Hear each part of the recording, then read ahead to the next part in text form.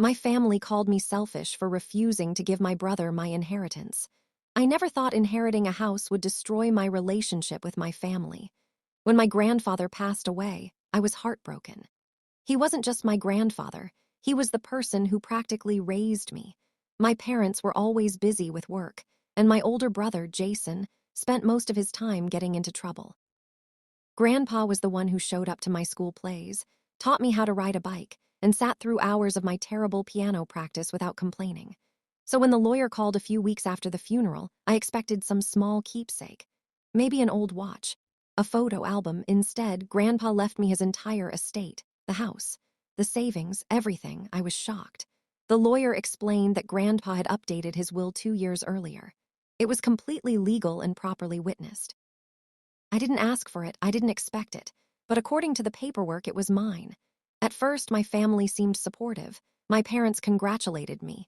Jason even joked that I was finally the rich sibling. But that lasted about 3 days. Then the phone calls started. My mother called one evening. "Honey, your brother is struggling right now." I already knew that. Jason was 32 years old and somehow had managed to lose 3 jobs in 2 years. Every time something went wrong, it was always someone else's fault. Bad boss, bad economy, bad luck, never him. "What does that have to do with the inheritance?" I asked. There was a long pause, then she said it. "You think Grandpa would have wanted you to share?" I knew that sentence was trouble, because nobody says share when they mean share, they mean give. And they usually mean give a lot. I told her I would think about it. That answer wasn't good enough. The next day, my father called, then my aunt, then my cousin. Suddenly, everyone had an opinion about what I should do with property that wasn't theirs. Apparently, I was selfish if I didn't hand over a large portion of it. The strangest part, none of these people had visited Grandpa regularly during his final years. I had every weekend, every holiday, every birthday. I drove him to appointments. I fixed things around his house. I helped him with groceries, not because I wanted an inheritance, because he was family. But somehow that history had been erased overnight. A week later, Jason invited me to dinner. I knew exactly what it was about. Still, I went. Part of me hoped we could have an honest conversation. For the first 20 minutes, everything was normal. Then he put down his fork. "You know, this situation is kind of unfair." There it was. I took a sip of water. Grandpa was my grandfather too. Technically true. But he chose how to write his will. Jason leaned back. "You seriously think Grandpa wanted me to get nothing?" The way he said it made me uncomfortable. Like he wasn't asking, he was accusing. I explained that I hadn't made the decision. Grandpa had. Jason laughed, a short, bitter laugh. "Easy for you to say when you're the one getting everything." Conversations spiraled from there. By the end of dinner, he was openly demanding half, not asking, demanding. When I refused, he stood up and walked out, leaving me with the bill. That should have been the end of it. It wasn't. Over the next month, things got worse. Much worse. Family gatherings became impossible. Every conversation somehow led back to the inheritance. People who hadn't spoken to me in years suddenly appeared with advice. One relative suggested I sell the house and split the money. Another suggested I transfer ownership directly to Jason. One even suggested that keeping the inheritance might damage my reputation. I almost laughed. What reputation? The reputation of being the only person who regularly helped Grandpa. Then something happened that changed everything. One afternoon, I stopped by Grandpa's house to sort through old paperwork. Most of it was ordinary: tax records, receipts, old photographs. Then I found a sealed envelope. My name was written on the front, in Grandpa's handwriting. My hands started shaking. The envelope looked old, like it had been sitting there for years. I opened it carefully. Inside was a handwritten letter. The first few lines made my stomach drop, because Grandpa wasn't just explaining why he left me the inheritance. He was warning me about Jason. And what I discovered next made me question everything I thought I knew about my family. I sat alone in Grandpa's living room staring at the letter. At first, I thought maybe I was misunderstanding it. Maybe grief was making me read too much into his words. The more I read, the harder it became to ignore. Grandpa wrote, "If you're reading this, then I've probably already made my final decision. I know some people in the family won't agree with it. There are things you don't know, and one day you may need to." My heart was pounding. The next paragraph hit even harder. Grandpa explained that several years earlier, Jason had come to him asking for money. Not unusual. Jason had borrowed money from almost everyone at some point. What shocked me was the amount. According to Grandpa, it wasn't a few $100s. It wasn't even a few thousand. It was enough to wipe out a large portion of Grandpa's retirement savings. The loan was supposed to be temporary. Jason promised he was starting a business. He promised he would pay every cent back. He promised it would change his life. None of that happened. The business never existed. The money disappeared. And Jason never repaid $1. I had to stop reading for a moment. My brother had always been irresponsible. But this felt different. This felt calculated. The letter continued. Grandpa said he didn't tell the rest of the family because he was embarrassed. He blamed himself for trusting Jason. But what happened next was what truly changed his mind. A year later, Jason came back asking for more money. When Grandpa refused, Jason became angry. According to the letter, they argued for hours. Things were said that could never be taken back. Grandpa wrote that after that day, something between them broke. He still loved Jason, but he no longer trusted him. At the bottom of the page was one sentence I couldn't stop thinking about. Love and trust are not the same thing. I folded the letter carefully and sat in silence. Suddenly, a lot of things made sense. Why Grandpa had become distant around Jason. Why family gatherings sometimes felt tense. Why Grandpa always changed the subject whenever Jason came up. But before I could process everything, my phone rang. It was my mother. I almost ignored it. Instead, I answered. She didn't bother with small talk. Jason told me you found some old paperwork. I froze. How did he know I was sorting through Grandpa's documents? I hadn't told anyone, not a single person. Who told you that? I asked. There was a pause, then she said something strange. It doesn't matter. Actually, it mattered a lot, because someone had been paying attention. After we hung up, I started thinking. The only people who knew I was at the house were the lawyer and a neighbor who saw me arrive. Neither seemed likely to be reporting back to Jason. Yet somehow he knew. The feeling unsettled me. For the next few days, I kept reading through Grandpa's records. Most were ordinary. Then I found something else. A folder. Inside were copies of bank transfers, loan agreements, handwritten notes, everything connected to the money Grandpa had given Jason. The evidence was overwhelming. Grandpa hadn't exaggerated anything. If anything, the reality looked worse. And then I noticed a sticky note attached to one of the documents, 3 words. Keep these safe. I suddenly understood why Grandpa had left the folder behind. He expected this fight. Maybe he even knew exactly how it would unfold. That weekend, my parents invited me to dinner. The invitation sounded innocent. But the second I walked through the door, I knew it wasn't. Jason was there. So was my aunt and 2 cousins. It felt less like dinner and more like an intervention. Everyone was already seated, waiting. The moment I sat down, my aunt smiled. We just want what's best for the family. Whenever someone starts a sentence that way, trouble usually follows. For nearly an hour, they took turns explaining why I should divide the inheritance. They called it fairness. They called it generosity. They called it doing the right thing. But nobody mentioned Grandpa's wishes, not once. Eventually, I asked a simple question. If Grandpa wanted Jason to have half, why didn't he leave him half? The room went silent. Nobody had an answer. Jason looked furious. Then he made a mistake. A big one. He slammed his hand on the table and said, because Grandpa wasn't thinking clearly near the end. Second, those words left his mouth. Every alarm bell in my head started ringing. Because that's not the argument of someone asking for help. That's the argument of someone preparing to challenge a will. And judging by the looks on some faces around the table, this wasn't a spontaneous conversation. It was a plan that had probably been discussed long before I arrived. I left dinner early. That night, I called the lawyer. The conversation confirmed my worst fear. The lawyer sounded concerned, very concerned. Then he told me something I wasn't expecting. A representative claiming to speak on behalf of Jason had already contacted his office, twice, asking questions about Grandpa's mental state. Asking about medical records, asking whether the will could be challenged. My stomach dropped. This was no longer about hurt feelings. This was becoming a legal battle. And if Jason was willing to go this far, I had a feeling he wasn't finished yet. What I didn't know was that within days, a family secret buried for nearly a decade would finally come to light. And when it did, the entire inheritance dispute would take a turn nobody saw coming. The next week felt like the calm before a storm. Every day I checked my phone expecting bad news. Every day brought another awkward text from a relative. Some tried guilt, some tried sympathy. Others acted like they were neutral while quietly pushing me toward the same outcome. Give Jason what he wants. Then the official notice arrived. A legal challenge. Jason was contesting Grandpa's will. Seeing it in writing made everything feel real. For a few minutes, I just stared at the papers. This wasn't a family disagreement anymore. It was a fight. And it was about to become public. I immediately called the lawyer. He sounded prepared, almost like he had been expecting this. "Don't panic," he said. "The will was drafted properly. There are witnesses, there are records, but we'll need to be thorough."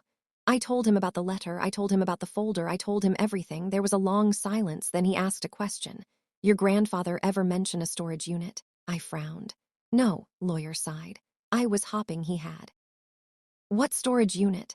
The lawyer explained that years ago Grandpa had rented a small storage unit. He never said what was inside, but he paid for it faithfully every month, even during periods when money was tight. The lawyer always thought it was strange. After hanging up, I couldn't stop thinking about it. The next day, I searched through Grandpa's records again. Hours passed, then I found it. A receipt. Storage Unit 214, the rental was still active. My pulse quickened. The following morning, I drove there. The facility sat on the edge of town, nothing fancy, just rows of metal doors stretching into the distance. The manager checked the paperwork and confirmed I now had access.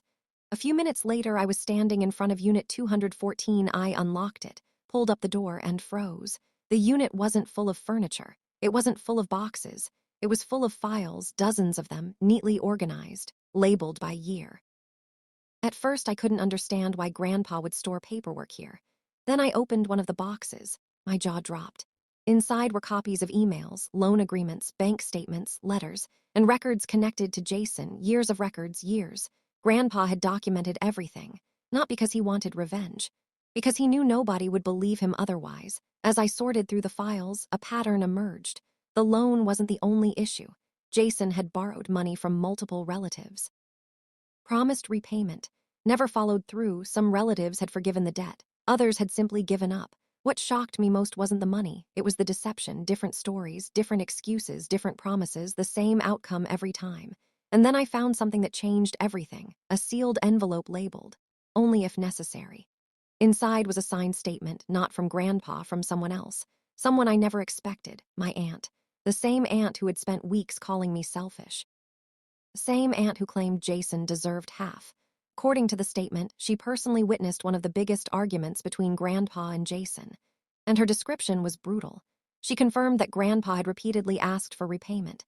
She confirmed Jason refused. She confirmed Grandpa openly discussed changing the will afterward. I read the statement 3 times, then a 4th. I couldn't believe it. If this became public, it would completely undermine Jason's case, which raised an obvious question. Why was my aunt supporting him now? That question bothered me for days, until I accidentally found the answer. A few evenings later, one of my cousins called. She sounded nervous, almost guilty. "What I'm about to tell you can't come from me." I sat down immediately. "What is it?" She took a deep breath. Then she revealed the family secret. Years ago, Jason had secretly helped my aunt avoid financial disaster. She had accumulated massive debt after a failed investment. Nobody in the family knew. Not even her husband. Jason stepped in and helped negotiate the situation. Since then, she had felt indebted to him, not financially, personally. She believed she owed him loyalty, no matter what. Suddenly, everything made sense. Her behavior, her pressure. Her refusal to acknowledge reality. She wasn't defending what was right. She was repaying an old favor. The more I learned, the more complicated everything became. Everyone seemed trapped by old debts, old secrets, old promises, everyone except Grandpa. For the first time, I started understanding why he had been so careful, why he had documented everything, why he had written that letter. He knew the truth would eventually be questioned, and he wanted facts to survive after he was gone. A month later, mediation was scheduled, the first official attempt to settle the dispute. The room felt tense from the moment we arrived. Jason sat across from me, confident, almost smug. His lawyer sat beside him. My parents sat behind him. For a second, I barely recognized them. It felt like I was looking at strangers. The mediator explained the process. Then Jason's lawyer began speaking. For nearly an hour, they painted a picture of unfairness, a forgotten son, an unequal inheritance. An elderly man supposedly influenced by others. I listened quietly. Then it was our turn. My lawyer stood, opened a folder, and calmly placed document after document onto the table, the letter, the financial records, the signed statements, the timeline. The evidence kept coming, and with every page, Jason's confidence faded. His lawyer stopped interrupting. My parents stopped making eye contact. The mediator's expression changed completely. Then came the moment nobody expected.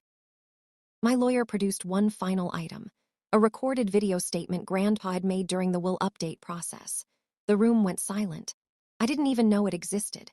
Apparently, Grandpa had voluntarily recorded it to remove any future doubt about his intentions. The screen flickered on, and there he was, clear-minded, confident, looking directly into the camera.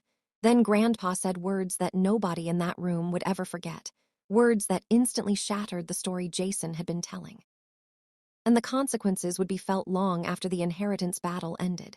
The video began with Grandpa sitting in his favorite armchair, the same chair where he used to drink coffee every morning. For a moment, seeing him again caught me off guard.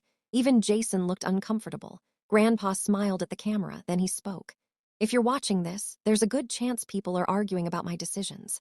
A few nervous laughs echoed through the room. Grandpa continued.